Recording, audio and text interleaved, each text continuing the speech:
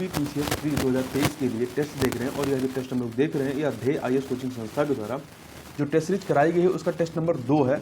और इस test number 2 के जो शुरुआत के 75 क्वेश्चन है उसको हम लोग इसके पहले पार्ट में कंप्लीट कर चुके हैं। अब जो आगे के बचे हुए 75 क्वेश्चन उसको हम लोग इस पार्ट में कंप्लीट करेंगे। चलिए प्रारंभ करते हैं। इसमें पहला अर्थात 76 नंबर क्वेश्चन है कि निम्नलिखित कथनों में से कौन सा एक जीडीपी के संबंध में सत्य है। तो देखिए पहला, यह तीनों क्षेत्रों में क्या था, प्राथमिक द्वितीयक एवं तृतीयक के उत्पादनों का योगफल है, सही है। दूसरा, यह अर्थव्यवस्था की विशालता को प्रदर्शित करता है, यह भी सही है। सी, यह किसी देश के भीतर किसी वर्ष विशेष में उत्पादित सभी अंतिम वस्तुओं एवं सेवाओं का मूल्य है, यह भी सही है। सभी कथन सत्य हैं, अर्थात डी ऑप्शन आपका सही हो जाएगा। आगे बढ़ते हैं। निम्नलिखित कथनों में से कौन सा एक सार्वजनिक एवं निजी क्षेत्रों को विभाजित करने का मुख्य आधार है। तो कौन सा है वो, तो देखिए इसमें उद्यमों के स्वामित्व, निम्नलिखित कथनों में से कौन सा एक सार्वजनिक एवं निजी क्षेत्रों को विभाजित करने का मुख्य आधार है। तो उद्यमों का जो स्वामित्व है वो किसके पास है, इसके आधार पर कोई उद्यम सार्वजनिक या निजी क्षेत्र का होता है। देखिए सार्वजनिक क्षेत्रों में अधिकांश परिसंपत्तियों पर सरकार का स्वामित्व होता है और ये सरकार की सारी सेवाएं उपलब्ध कराती हैं, जैसे कि रेलवे हो गया, डाकघर हो गया इत्यादि हो गया। निजी क्षेत्रों में परिसंपत्तियों पर स्वामित्व और सेवाओं की जिम्मेदारी एकल व्यक्ति या कंपनी के हाथों में होती है, जैसे टाटा आयरन एवं स्टील लिमिटेड हो गया अर्थात टिस्को, रिलायंस इंडस्ट्रीज लिमिटेड हो गया, ये सब है। आगे बढ़ते हैं। निम्न में से किस तापमान पर पाठ्यांक सेल्सियस और फ़ारेनहाइट तापमापियों में एक ही होंगे। जो रीडिंग होगी वो एक ही होगी, चाहे आप सेल्सियस पे मेजर करें या फ़ारेनहाइट पैमाने पे मेजर करें, तो वो है -40 होगा, 40 डिग्री। आगे चलते हैं। निम्नलिखित में से कौन सा एक प्रथम पंचवर्षीय योजना की प्राथमिकता रही है। तो कौन सी रही है, तो कृषि का विकास प्रथम पंचवर्षीय योजना जो कि 1951 में चालू होती है, इसका मतलब इसकी प्राथमिकता थी और ये 1951 से 1956 तक चलती है। आगे बढ़ते हैं क्वेश्चन नंबर 80 पर। मानव विकास सूचकांक को बनाने में निम्नलिखित में से किस एक आधार का प्रयोग नहीं किया जाता है। तो देखिए मानव विकास सूचकांक में 3 इंडिकेटर्स होते हैं, जीवन प्रत्याशा, शिक्षा स्तर एवं प्रति व्यक्ति आय का संकेतक, ठीक है। तो इस प्रकार से देखिए जीवन प्रत्याशा, प्रति व्यक्ति आय, शिक्षा का स्तर, परंतु इसमें लिंगानुपात नहीं है, तो ए ऑप्शन आपका इसमें सही हो जाएगा कि ये इसमें शामिल नहीं होता है। क्वेश्चन नंबर 81 को देखते हैं। तो यह कथन कांड का प्रश्न है। अभिकथन दिया गया है कि 24 दिसंबर को भारत में राष्ट्रीय उपभोक्ता दिवस के रूप में मनाया जाता है, सही बात है। कारण वर्ष 1986 में इसी दिन अर्थात 24 दिसंबर को भारतीय संसद ने उपभोक्ता संरक्षण अधिनियम पारित किया था। तो दोनों ही कथन सही है और कारण भी सही है, व्याख्या कर रहा है, इसलिए ए ऑप्शन आपका सही हो जाएगा। आगे बढ़ते हैं। एक छोटी बारिश की बूंद में कितने कण होते हैं। एक छोटी बारिश की बूंद में लगभग 10 पे पावर 21 कण होते हैं, पार्टिकल्स होते हैं। विज्ञान की किस शाखा के अंतर्गत नींद का अध्ययन किया जाता है। तो नींद का अध्ययन जो है हिप्नोलॉजी के तहत नींद का अध्ययन किया जाता है। अगला है जल का घनत्व अधिकतम होता है किस पर। तो जल का जो घनत्व होता है अधिकतम 4 डिग्री सेंटीग्रेड। देखिए अधिकतम पूछ रहा है ना, तो ये जो होगा 4 डिग्री सेंटीग्रेड पर जल का आयतन न्यूनतम होता है तथा घनत्व जो है वो अधिकतम होता है। 4 डिग्री सेंटीग्रेड पर जल का जो आयतन होता है वो न्यूनतम होगा और घनत्व क्या होगा, अधिकतम होगा। तो इस प्रकार से तो 4 डिग्री सेंटीग्रेड हो गया और यहाँ 277 के है, केल्विन है। यदि आप केल्विन को मतलब 4 डिग्री सेंटीग्रेड को जो है आप केल्विन में कन्वर्ट करेंगे तो क्या करेंगे, 273 में 4 ऐड कर दीजिए तो ये कितना हो जाएगा 277 केल्विन। अर्थात ए और सी दोनों ही सही हैं, तो यहाँ पर डी ऑप्शन हो जाएगा। निम्नलिखित में से कौन से रोग जल संक्रामक होते हैं। जल संक्रामक होते हैं, जल के माध्यम से फैलते हैं। तो आप देखिए इसमें आपका टाइफाइड हो गया, हैजा है और हेपेटाइटिस ए है, ठीक है। टाइफाइड, हैजा, हेपेटाइटिस ए, ये जो 3 बीमारियां हैं इस विकल्प में, इन चारों विकल्प में ये आपके रोग जल संक्रामक होते हैं। जबकि जो ट्यूबरक्लोसिस है ये जीवाणु बैक्टीरिया जनित रोग होता है। आगे बढ़ते हैं। माउंट मेरापी ज्वालामुखी स्थित है कहां पर? तो माउंट मेरापी जो है ये इंडोनेशिया के जावा द्वीप पर स्थित ज्वालामुखी है। आगे बढ़ते हैं, निम्नलिखित घटनाओं को उनके कालक्रमानुसार व्यवस्थित कीजिए। तो देखिए इसमें कनिष्क का राज्यारोहण कब होता है? लगभग 78 ईस्वी में, ठीक है। सिकंदर का आक्रमण कब होता है? तो लगभग 327 से 325 ईस्वी में, 327 से 325 ईस्वी में। मौर्य साम्राज्य का अंत कब होता है? मौर्य साम्राज्य का अंत जो है लगभग 185 ईसा पूर्व में। ये सब ये जो है ईसा पूर्व है, ठीक है, ईसा पूर्व। और आपका महाजनपद का काल कब का है? 600 से लेकर के 500 ईसा पूर्व का है। 600 से लेकर के 500 ईसा पूर्व का है। तो इस प्रकार सबसे पहले क्या आएगा? सबसे पहले आपका आएगा महाजनपद काल आएगा। इसके बाद आपका सिकंदर का आक्रमण होगा 327 से 325 ईसा पूर्व। फिर मौर्य साम्राज्य का अंत हो जाएगा 185 ईसा पूर्व। और फिर राज्यारोहण होगा 78 ईस्वी में। तो ये 4 2 3 1 सी ऑप्शन आपका सही हो जाएगा। आगे बढ़ते हैं, निम्नलिखित कथनों में से कौन सा या से सही है? तो देखिए 2 कथन दिए गए हैं, बताना है इसमें। पहला, वह कोशिकाएं जिनमें केंद्रक झिल्ली अनुपस्थित होती है उसे प्रोकैरियोटिक कोशिकाएं कहते हैं। क्या कहते हैं? प्रोकैरियोटिक कहते हैं जिसमें केंद्रक झिल्ली अनुपस्थित होती है। दूसरा, केंद्रक और कोशिका द्रव्य को केंद्रक झिल्ली अलग करती है। दोनों कथन यहाँ पर सही हैं, इसलिए दोनों ही कथन सही है, इसलिए सी ऑप्शन आपका सही हो जाएगा। निम्नलिखित में से कौन एक मूलभूत संरचनात्मक इकाई है? तो कौन है? कोशिका। कोशिका जो होती है अर्थात सेल, ये जो है जीव की मूलभूत संरचनात्मक इकाई है। इसकी खोज रॉबर्ट हुक ने सन 1685 ईस्वी में की थी। जीव एक कोशिकीय या बहुकोशिकीय रूप में पाए जाते हैं। अगला है, नीचे 2 कथन दिए गए, कथन कारण का प्रश्न है। अभिकथन दिया गया है कि पादप कोशिका जंतु कोशिका से भिन्न होती है। सही बात है, कारण पादप कोशिका में कोशिका झिल्ली के बाहर कोशिका भित्ति होती है, जबकि जंतु कोशिका में ऐसा नहीं होता है। तो कथन कारण दोनों सही है और व्याख्या भी सही हो रही है, इसलिए ए ऑप्शन आपका सही हो जाएगा। क्वेश्चन नंबर 91 पे चलते हैं। क्वेश्चन नंबर 91 है, बाजार एक आर्थिक प्रवृत्ति है। बाजार एक आर्थिक प्रवृत्ति है जो निम्नलिखित में से किस ओर रुझान पैदा करती है? तो बाजार जो है उपभोक्तावाद, कंज्यूमरिज्म के तरफ जो है ये रुझान पैदा करती है। डी ऑप्शन आपका सही हो जाएगा। आगे बढ़ते हैं, निम्नलिखित कथनों पर विचार कीजिए। 2 कथन दिए गए हैं, हमें बताना है कौन सा इसमें असत्य है, गलत कथन हमें चुनना है, ठीक है। तो पहला कथन है कि भारत में जनसंख्या की उच्चतम दशकीय वृद्धि दर 1961 से 1971 के दौरान रहती है, ठीक है। 1961 से 71 के दौरान ये कितनी रहती है? 24.8% रहती है, ठीक। तो ये कथन सही है। दूसरा, भारत की जनसंख्या की न्यूनतम दशकीय वृद्धि दर 1991 से 2001 के दौरान रहती है, नहीं, 2010 से 2011 के दौरान रहती है। 1991 से 2001 के बीच में रहती है, 2001 से 2011 के बीच में रहती है, इसलिए दूसरा कथन गलत है, पहला सही है। असत्य कथन चुनना था, तो बी ऑप्शन आपका सही हो जाएगा। आगे बढ़ते हैं, उनमें से कौन सी पूर्ण रूपेण अंतःस्रावी ग्रंथि है? 2 तरह की होती है, अंतःस्रावी और बाह्यस्रावी। तो कौन सी पूर्ण रूपेण अंतःस्रावी ग्रंथि है? तो आपका जो पीयूष ग्रंथि है, पीयूष ग्रंथि, ठीक है, ये अंतःस्रावी ग्रंथि थी। इसका आकार एक मटर के दाने के बराबर होता है।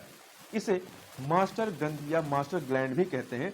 पीयूष ग्रंथि पिट्यूटरी ग्लैंड भी कहा जाता है, इंग्लिश में कहते हैं इसको। आंतरिक निषेचन होता है मादा के शरीर में होता है। नीचे 2 कथन दिए गए, कथन कारण वाला प्रश्न है। तो देखिए अभिकथन है, लेटेराइट मृदा में ह्यूमस की मात्रा कम पाई जाती है। सही बात है, मृदा अत्यधिक वर्षा वाले क्षेत्रों में पाई जाती है।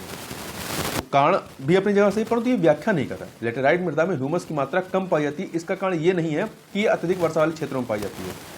तो यहाँ पे कथन कारण दोनों सही, परंतु व्याख्या नहीं हो रही है, इसलिए बी ऑप्शन आपका सही हो जाएगा। देखिए लेटेराइट मृदा जो है ये उच्च तापमान और अत्यधिक वर्षा वाले क्षेत्रों में विकसित होती हैं। यह भारी वर्षा से अत्यधिक निच्छादित होने का परिणाम है। इस मृदा में ह्यूमस की मात्रा कम पाई जाती है, क्योंकि अधिकतम तापमान के जैविक पदार्थों को अपघटित करने से क्या होती है, बैक्टीरिया वगैरह वो जो होते हैं वो नष्ट हो जाते हैं। आगे बढ़ते हैं, निम्नलिखित में से कौन सा संरक्षण तरीका समुदायों की सीधी भागीदारी नहीं करता? निम्नलिखित में से कौन सा संरक्षण तरीका समुदायों की सीधी भागीदारी नहीं करता है? तो देखिए, इसमें आपका वन्य जीव विहारों का परिसीमन, वन्य जीव विहारों का जो परिसीमन होता है, इसमें इस संरक्षण तरीके में समुदायों को सीधी भागीदारी, पार्टिसिपेशन नहीं होता है। जबकि अन्य में संयुक्त वन प्रबंधन, चिपको आंदोलन में, बीज बचाओ आंदोलन, इन सब में होता है, लोगों की भागीदारी थी।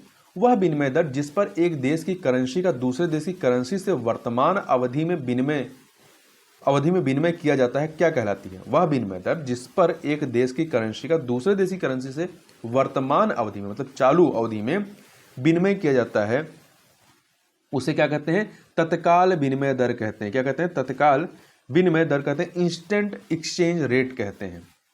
आगे बढ़ते हैं। कवि वाणभट्ट की कृति से किस एक सम्राट के समय की विस्तृत सूचना प्राप्त होती है? तो राजा हर्ष के बारे में पता चलता है। हर्षचरित ग्रंथ की रचना सुप्रसिद्ध लेखक बाणभट्ट ने की थी और इसी से हर्ष के बारे में सूचना मिलती है। कनात सिंचाई व्यवस्था अपनाई गई है। कनात सिंचाई व्यवस्था अपनाई गई है मध्य पूर्व में, ठीक है, मध्य पूर्व में अपनाई गई, जिसमें पहाड़ों के जल को मैदानी भागों में ले जाकर सिंचाई की जाती है, मुख्यतः ईरान में, जो कि मध्य पूर्व का देश है। लॉर्ड डलहौजी की विलय नीति के अनुसार निम्नलिखित में से किस राज्य का विलय सबसे बाद में किया गया? किसका? तो झांसी का विलय जो होता है आपका 1854 में होता है, ठीक है। देखिए, लॉर्ड डलहौजी की हड़प नीति या विलय नीति के अनुसार यदि किसी शासक की मृत्यु हो जाती है और उसका कोई पुरुष वारिस नहीं है तो उसकी रियासत हड़प कर ब्रिटिश साम्राज्य में मिला ली जाती थी। इस सिद्धांत के आधार पर सतारा का 1848 में, संबलपुर का जो है 1850 में, उदयपुर का 1852 में, नागपुर का 1853 में और झांसी का 1854 में विलय किया जाता है। सबसे लास्ट में झांसी यहाँ आती है। मुगलों द्वारा चलाई गई मनसब व्यवस्था से निम्नलिखित में से कौन से निर्धारित होते थे? पद, वेतन, सैन्य, उत्तरदायित्व, ये सभी के सभी, अर्थात डी ऑप्शन हो जाएगा। देखिए, मनसबदार शब्द का प्रयोग ऐसे व्यक्तियों के लिए होता था जिन्हें कोई मनसब यानी कोई सरकारी हैसियत अथवा पद मिलता था। इसके जरिए पद, वेतन एवं सैन्य उत्तरदायित्व निर्धारित होते थे। आगे बढ़ते हैं। क्वेश्चन नंबर 102 देखते हैं। क्वेश्चन नंबर 102 है कि निम्नलिखित कथनों में से कौन सा एक रामानुजाचार्य के संबंध में सत्य नहीं है? रामानुजाचार्य के बारे में तो देखिए, पहला, इनका जन्म 11वीं शताब्दी में केरल में हुआ था। नहीं, 11वीं शताब्दी में तो होता, परंतु केरल में नहीं बल्कि तमिलनाडु में हुआ था, इसलिए ए ऑप्शन आपका सही नहीं है। ये अलवार संतों से बहुत प्रभावित थे, सही बात है। इन्होंने विशिष्टाद्वैत सिद्धांत को प्रतिपादित किया था, यह भी सत्य है। आगे बढ़ते हैं। संगम साहित्य में कावेरी पत्तनम का संबंध किससे है? संगम साहित्य में कावेरी पत्तनम का संबंध जो है वो चोलों से है। किससे है? चोलों से है। चोल वंश की राजधानी प्रारंभ में उरयूर थी, बाद में पुहार को राजधानी बनाया जाता है, जो कावेरी पत्तनम के नाम से जाना जाता है। इस काल का समृद्धशाली बंदरगाह नगर था यह कावेरी पत्तनम। आगे बढ़ते हैं। निम्नलिखित में से किस पदाधिकारी को हटाने में संसद की भूमिका नहीं होती है? किसको हटाने में नहीं होती है? देखिए, उच्चतम न्यायालय के न्यायाधीश को हटाने में होती है संसद की भूमिका, राज्य निर्वाचन आयुक्त को भी हटाना तब भी होती है, महान्यायवादी को हटाने के लिए नहीं, क्योंकि इसमें यह राष्ट्रपति के प्रसाद पर्यंत अपने पद को धारण करता है, तो राष्ट्रपति के आदेश से ही ये हटाया जा सकता है। लोकपाल के सभापति एवं सदस्यों को हटाने में भी संसद की भूमिका होती है, तो यहां पर आप देखेंगे सी ऑप्शन आपका सही हो जाएगा। महान्यायवादी की जो चर्चा की गई है वो किसमें है? आर्टिकल 76 में है। आगे बढ़ते हैं। निम्नलिखित शास्त्रीय नृत्यों के युग्मों में से कौन सा एक सही सुमेलित नहीं है? तो देखिए, भरतनाट्यम तमिलनाडु, कथकली केरल, कुचिपुड़ी ये उड़ीसा का नहीं है। कुचिपुड़ी जो है ये आंध्र प्रदेश का है। कहाँ का है? आंध्र प्रदेश का है। उड़ीसा का जो है ओडिसी नृत्य है। मणिपुरी मणिपुर का है। आगे बढ़ते हैं। नीचे दो कथन दिए गए, कथन कारण वाला प्रश्न है। अभिकथन दिया गया है। अभिकथन है कि वर्ष 1761 में हुए पानीपत की तृतीय लड़ाई में मराठों को अन्य शासकों से कोई सहायता प्राप्त नहीं होती है। मराठों को अन्य शासकों से कोई सहायता प्राप्त नहीं होती, सही बात है।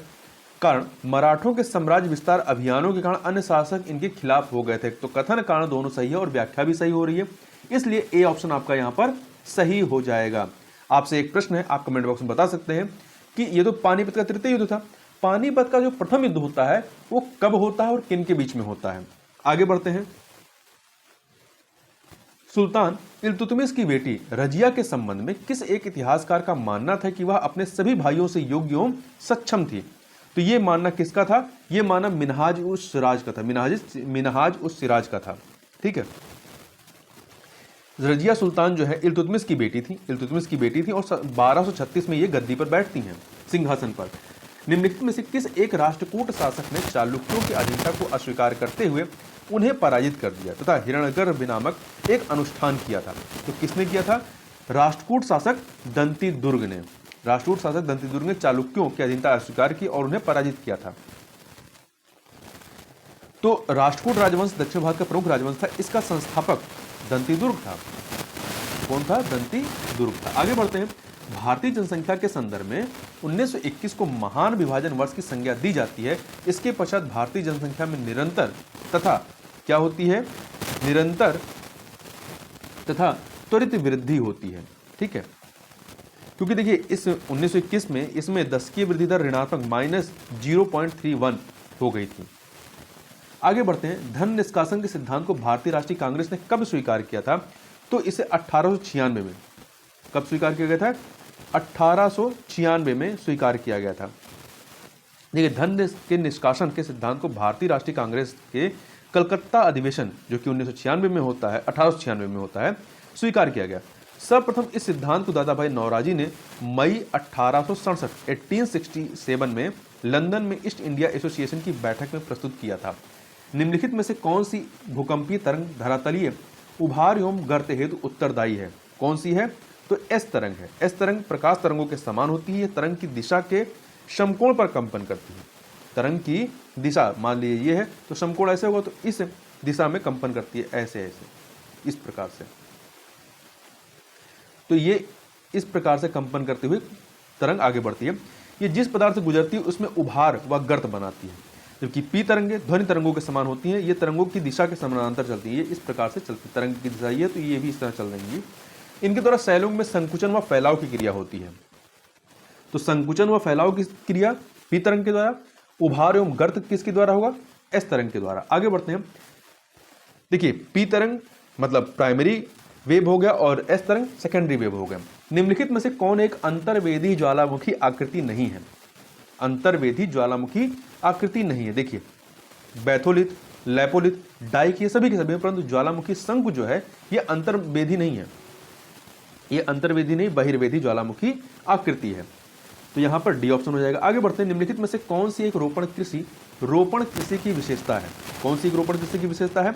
तो विस्तृत कृषि क्षेत्र, अधिक पूंजी निवेश, उच्च प्रबंधन एवं तकनीकी, ये सभी के सभी हैं। वैज्ञानिक विधियों का प्रयोग ये भी इसमें आएगा। आगे बढ़ते हैं। क्वेश्चन नंबर 114 देखते हैं। अंगूर की कृषि निम्नलिखित में से किस प्रकार के जलवायु क्षेत्र की विशेषता है? तो भूमध्य सागरीय क्षेत्र की यह विशेषता है। भूमध्य सागरीय कृषि एक अति विशिष्ट प्रकार की कृषि है। यह क्षेत्र खट्टे फलों की आपूर्ति करने में महत्वपूर्ण है। अंगूर की कृषि भूमध्य सागरीय क्षेत्र की विशेषता है। इस क्षेत्र के कई देशों में अच्छे किस्म के अंगूरों से उच्च गुणवत्ता वाली मदिरा का उत्पादन किया जाता है। अंतरराष्ट्रीय आणविक ऊर्जा एजेंसी IAEA के संबंध में निम्नलिखित कथनों में से कौन सा या से सत्य है? तो देखिए, अंतरराष्ट्रीय आणविक ऊर्जा एजेंसी IAEA इस संगठन की स्थापना वर्ष 1957 में होती है। कब होती है? 1957 में होती है। और इसका मुख्यालय लंदन के यूके के लंदन में नहीं बल्कि ऑस्ट्रिया के वियना में है। तो पहला वाला सही है, दूसरा वाला कथन गलत है। यह संगठन परमाणविक ऊर्जा के शांतिपूर्ण उपयोग को बढ़ावा देने और सैन्य उद्देश्यों में इसके इस्तेमाल को रोकने की कोशिश करता है। निम्नलिखित युगों में से कौन सा एक सही सुमेलित नहीं है? सूफी सिलसिले और उनका अर्थ क्या है? तो देखिए, पीर संत होते हैं, खानकाह जो आश्रम होता है, बाशरा जो इस्लामी कानून का पालन न करे। नहीं, देखिए, सूफी सिलसिले दो भागों में बांटे गए, बाशरा और बेशरा।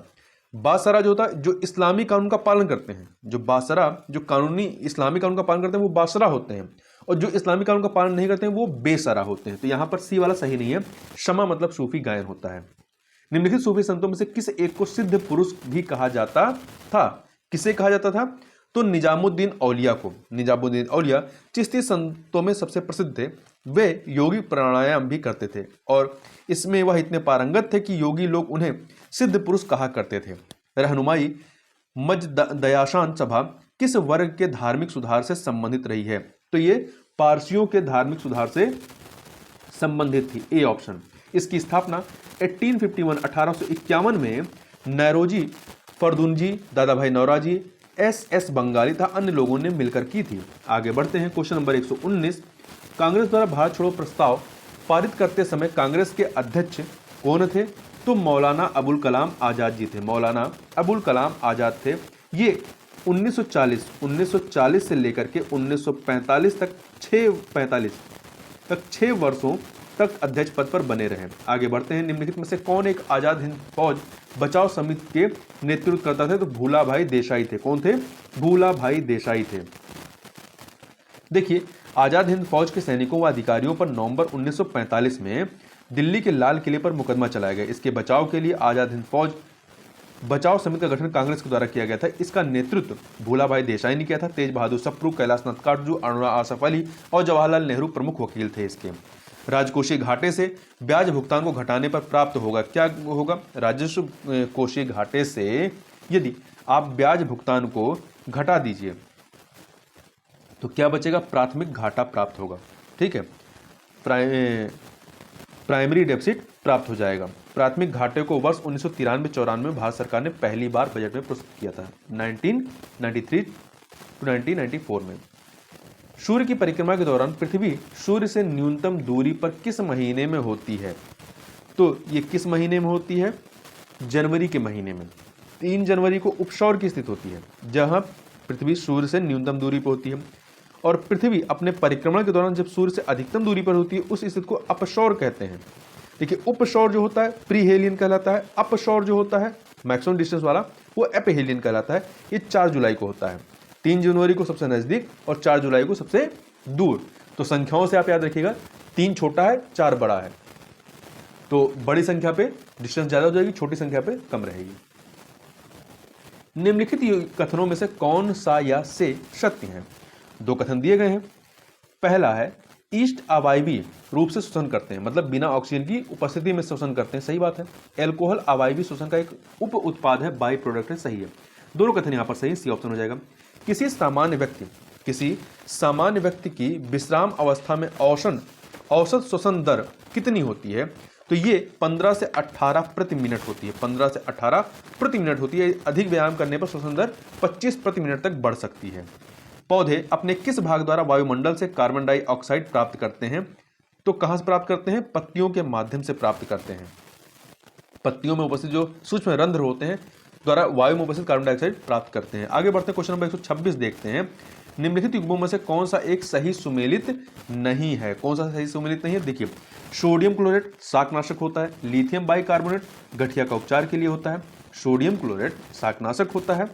लिथियम बाइकार्बोनेट गठिया के उपचार के लिए। जिंक फॉस्फेट रोडेंट नाशी होते हैं, ये चूहे हुए होते हैं उनको मारने के लिए जिंक फॉस्फेट रोडेंट नाशी होते हैं।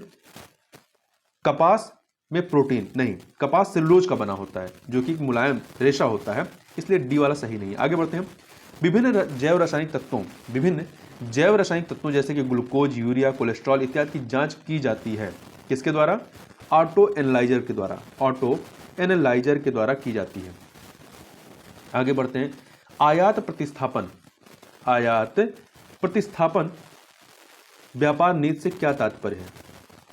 देखिए, आयात के बदले घरेलू उत्पादन द्वारा पूर्ति करना। आयात के बदले घरेलू उत्पादन द्वारा पूर्ति करना मतलब कोई चीज हम बाहर से मंगाने से बेहतर है कि हम अपने देश में उस चीज का प्रोडक्शन कर लें। तो ये आयात प्रतिस्थापन व्यापार नीति होती है। देखिए, प्रथम 7 पंचवर्षीय योजनाओं में अपनाई गई व्यापार नीति को आयात प्रतिस्थापन कहा जाता है। इसका तात्पर्य आयात के बदले घरेलू उत्पादन द्वारा पूर्ति करना। यह नीति विदेशी प्रतिस्पर्धाओं से घरेलू उद्योगों की रक्षा करती रही है। तो यहाँ पर ए ऑप्शन सही हो जाएगा। आगे बढ़ते हैं। स्वतंत्रता पश्चात सरकार की निर्धनता निवारण की त्रिआयामी रणनीति में निम्न से कौन सा एक घटक शामिल नहीं था? तो देखिए, इसमें जो त्रिआयामी रणनीति रही, इसमें समृद्धि उन्मुख रणनीतियां, निर्धनता निवारण कार्यक्रम के माध्यम से निर्धनता निवारण की रणनीति, न्यूनतम आवश्यकताओं की पूर्ति, ये तीनों रहते हैं, परंतु विशेष आवश्यकता कार्यक्रम इसमें शामिल नहीं है। तो बी ऑप्शन आपका सही हो जाएगा। निम्नलिखित में से कौन एक पंचवर्षीय योजनाओं का लक्ष्य नहीं है? समृद्धि, आधुनिकीकरण, आत्मनिर्भरता, ये सभी, परंतु सामाजिक सशक्तिकरण इसके तहत नहीं आता है। ठीक है, वो इसके तहत नहीं आता है। समानता की बात करते हैं, समृद्धि की बात करते हैं, आधुनिकीकरण की बात करते हैं, आत्मनिर्भरता की बात करते हैं। आगे बढ़ते हैं। जलवायु परिवर्तन पर भारत की राष्ट्रीय कार्य योजना के 8 राष्ट्रीय मिशन में कौन सम्मिलित नहीं है? ये 2008 में आया था। तो देखिए, इसमें 8 राष्ट्रीय मिशन में आप देखेंगे तो राष्ट्रीय सतत कृषि मिशन, राष्ट्रीय हिमालय पारिस्थितिकी तंत्र परीक्षण मिशन, राष्ट्रीय सौर मिशन, ये शामिल है, परंतु राष्ट्रीय आजीविका संरक्षण मिशन इसमें शामिल नहीं है। तो इसमें देखिए और क्या शामिल है। इसमें राष्ट्रीय सतत पर्यावरण मिशन, राष्ट्रीय जल मिशन, राष्ट्रीय हिमालय पारिस्थितिकी तंत्र मिशन, तंत्र परिपथ मिशन, राष्ट्रीय सौर मिशन, राष्ट्रीय संवर्धित ऊर्जा दक्षता मिशन, राष्ट्रीय हरित भारत मिशन, 7वां राष्ट्रीय सतत कृषि मिशन और 8वां राष्ट्रीय जलवायु परिवर्तन रणनीतिक ज्ञान मिशन। ये 8 मिशन रहते हैं। आगे बढ़ते हैं। 132 निम्नलिखित में से किस एक का मुख्यालय जिनेवा में नहीं है? तो देखिए, रेड क्रॉस, विश्व व्यापार संगठन, यूरोपीय ब्रॉडकास्टिंग यूनियन, ये सभी का मुख्यालय स्विट्जरलैंड के जिनेवा में, परंतु इंटरपोल का जो मुख्यालय है वो फ्रांस के पेरिस के लियोन में है। आगे बढ़ते हैं। आयात संरक्षण हेतु लगाए जाने वाले प्रशुल्क के संबंध में कौन सा एक कथन सत्य नहीं है? तो देखिए, यह आयातित वस्तु पर लगाया जाता है, सही बात है। प्रशुल्क लगाने पर आयातित वस्तुएं महंगी हो जाती है, ये भी सही है। इनमें वस्तुओं की मात्रा निर्दिष्ट होती है, ये सही नहीं है।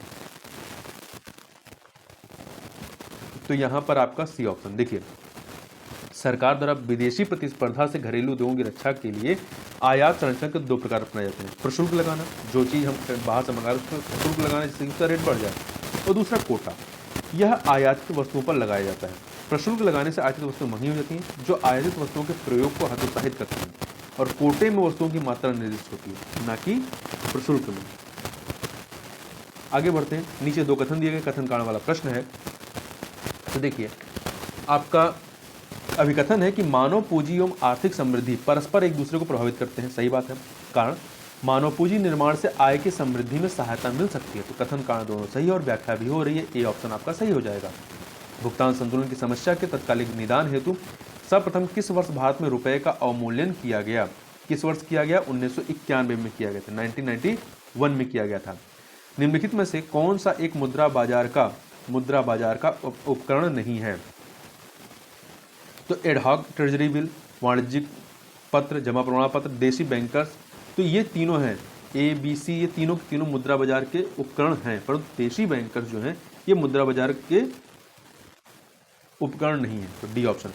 निम्नलिखित में से कौन सा या से भारत में बेरोजगारी के आंकड़ों के प्रमुख स्रोत हैं? कौन कौन से हैं? तो देखिए, भारत में जनगणना रिपोर्ट, राष्ट्रीय प्रतिदर्श सर्वेक्षण संगठन की रिपोर्ट, रोजगार एवं प्रशिक्षण महानिदेशालय के आंकड़े, ये सभी के सभी, इसलिए सी ऑप्शन सही हो जाएगा। आगे बढ़ते हैं। क्वेश्चन नंबर 138 पर चलते हैं। निम्नलिखित कथनों पर विचार कीजिए। 2 कथन दिए गए हैं, बताना है कौन से कथन इसमें सत्य हैं। किसी देश की आंतरिक संरचनाओं, संयंत्रों और संस्थाओं में विदेशी परिसंपत्तियों का निवेश प्रत्यक्ष विदेशी निवेश कहलाता है। किसी देश की आंतरिक संरचनाओं, संयंत्रों और संस्थाओं में विदेशी परिसंपत्तियों का निवेश प्रत्यक्ष विदेशी निवेश FDI कहलाता है, सही बात है। दूसरा, प्रत्यक्ष विदेशी निवेश में शेयर बाजार में लगी विदेशी पूंजी नहीं शामिल की जाती है। प्रत्यक्ष विदेशी निवेश में शेयर बाजार में लगी हुई पूंजी नहीं शामिल करते, ये कथन भी सही है। दोनों कथन यहाँ पर सही है, सी ऑप्शन आपका सही हो जाएगा। निम्नलिखित युग्मों में से कौन सा एक सही सुमेलित नहीं है संगठन और मुख्यालय में? तो देखिए, ओपेक का मुख्यालय कहाँ पे? वियना में। नाम का मुख्यालय न्यूयॉर्क शहर में है। नाम का शार्क का काठमांडू में है। आसियान का दक्षिण पूर्व एशियाई राष्ट्रों के संघ की इसका मुख्यालय कहाँ है? इंडोनेशिया के जकार्ता में, ना कि मनीला में। इसकी स्थापना अगस्त 1967 में होती है। निम्नलिखित कथनों पर विचार कीजिए। 2 कथन दिए गए, बताना कौन सा सत्य है। किसी भी पारिस्थितिक तंत्र में ऊर्जा का स्थानांतरण चक्रीय नहीं, एक दिशीय होता है। ऊर्जा का स्थानांतरण जो है चक्रीय नहीं होता है, एक दिशीय होता है। तो पहला कथन गलत है। दूसरा, पारिस्थितिकी तंत्र में ऊर्जा के स्थानांतरण संबंधी 10% का नियम लिंडमान द्वारा दिया गया था, सही बात है, सही कथन है। तो पहला गलत है, दूसरा सही है, सी ऑप्शन सही रहेगा। निम्नलिखित पर विचार करें। विधायिका का नाम और किस देश का है, और उपरोक्त में से कौन सा से सही है, ये बताना है हमें। तो देखिए, जापान के संसद को क्या कहते हैं, विधायकों को डाइट कहते हैं, सही है। संयुक्त राज्य अमेरिका को क्या कहते हैं, कांग्रेस कहते हैं, ये भी सही है। इजराइल में क्या कहते हैं, नेशट कहते हैं, और भारत में संसद कहते हैं। तो तीनों सही है, उपरोक्त सभी। डी ऑप्शन सही हो जाएगा। क्वेश्चन नंबर 142 देखते हैं। संसदीय शासन प्रणाली में निम्नलिखित में से कौन सा या से वह माध्यम है जिनके द्वारा विधायिका कार्यपालिका को नियंत्रित करती है? वित्तीय कटौतियों के माध्यम से, स्थगन प्रस्ताव के माध्यम से, अविश्वास प्रस्ताव के माध्यम से, उपरोक्त सभी। डी ऑप्शन सही हो जाएगा। आगे बढ़ते हैं। क्वेश्चन नंबर 143 देखते हैं। संसद के किसी सदन में यदि बैठक के दौरान कोरम पूरा नहीं होता है तो सदन का स्थगन या निलंबन कर दिया जाता है। कोरम से तात्पर्य क्या है?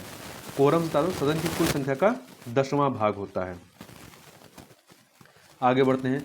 लोकसभा अध्यक्ष के संबंध में निम्न कथनों में से कौन सा एक कथन जो है असत्य है? तो देखिए, वह लोकसभा में राज्यसभा की संयुक्त बैठकों की अध्यक्षता करता, सही बात है। कोई विधेयक धन विधेयक है या नहीं यह प्रमाणित करता है, ये भी सही है। लोकसभा में मत बराबर होने की दशा में वह मतदान करता है, ये भी सही है। सभी कथन सही है, तो डी ऑप्शन आपका सही हो जाएगा। सभी कथन सही है। प्रत्येक राज्य विधानमंडल में सदस्यों की अधिकतम एवं न्यूनतम संख्या हो सकती है। अधिकतम एवं न्यूनतम संख्या, अधिकतम राज्य विधानसभा में 500 और न्यूनतम 60 हो सकती है। C option.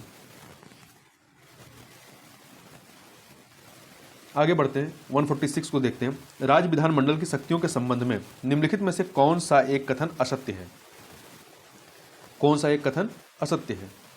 तो देखिए, यह राज्य सूची एवं समवर्ती सूची पर कानून बनाने में सक्षम है, सही बात है। समवर्ती सूची के विषयों पर इसे कानून बनाने का अनन्य अधिकार प्राप्त नहीं। इस पर जो अनन्य अधिकार नहीं है, केवल इसी का अधिकार नहीं है, संसद भी बना सकती है, इसलिए बी ऑप्शन आपका सही नहीं है। विधानमंडल के निर्वाचित सदस्य राष्ट्रपति के निर्वाचन में भी भाग लेते हैं, सही बात है, परंतु उपराष्ट्रपति के निर्वाचन में भाग नहीं लेते। निम्नलिखित में से किस एक एक्ट में पहली बार भारत में कंपनी शासित क्षेत्र को ब्रिटिश आधिपत्य का क्षेत्र कहा गया? किसमें कहा गया? तो ये 1784 का जो पिट्स इंडिया एक्ट आता है, इसमें कहा गया। 1784 के पिट्स इंडिया एक्ट में। वाटरलू का युद्ध मित्र राष्ट्रों की सेना एवं नेपोलियन के मध्य किस वर्ष में होता है? तो ये युद्ध जो होता है 18 जून 1815 ईस्वी को, 18 जून 1815 ईस्वी को वाटरलू का युद्ध मित्र राष्ट्रों की सेना एवं नेपोलियन के मध्य होता है। इसमें नेपोलियन को बंदी बना लिया गया था। निम्नलिखित कथनों में से कौन सा एक मौलिक कर्तव्यों के संबंध में सत्य नहीं है? इनको स्वर्ण सिंह समिति के अनुशंसा पर संविधान में शामिल किया गया, सही बात है। ये ऑस्ट्रेलिया के संविधान से प्रेरित है, नहीं, ये सोवियत संघ के संविधान से प्रेरित है, तो बी वाला सही नहीं है। यह संविधान के भाग 4 का के अनुच्छेद 51 का में वर्णित है, सही बात है। आगे बढ़ते हैं। निम्नलिखित पुस्तकों तथा उनके लेखकों के युग्मों में से कौन सा एक सही सुमेलित नहीं है? पुस्तक और लेखक देखते हैं। तो देखिए, wealth of nation Adam Smith की है, सोशल कॉन्ट्रैक्ट रूसो की है, दास कैपिटल कार्ल मार्क्स की है, द स्पिरिट ऑफ लॉज ये लेनिन की नहीं है। ये पुस्तक लेनिन की नहीं, मॉन्टेस्क्यू की है, मॉन्टेस्क्यू की है। तो इस प्रकार से यहाँ पर हम पूरे 150 क्वेश्चन को जो है कवर कर चुके हैं दो वीडियो में। तो इस वीडियो में बस इतना ही। मिलते हैं नेक्स्ट वीडियो में। तब तक के लिए बहुत बहुत धन्यवाद।